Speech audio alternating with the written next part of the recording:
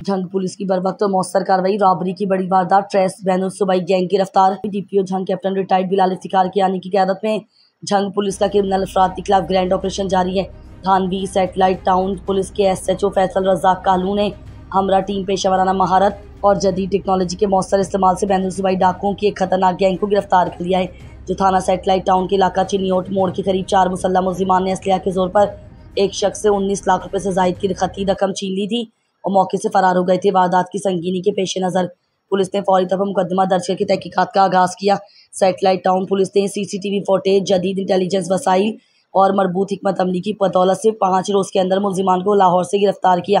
गिरफ्तार शुदा तीनों मुल्जिमान का ताल्लुक बैनुल सूबाई गैंग से है, जिनसे तफ्तीश जारी है और मजीद संगीन वारदातों के इंकिशाफ की तवक्को की जा रही है।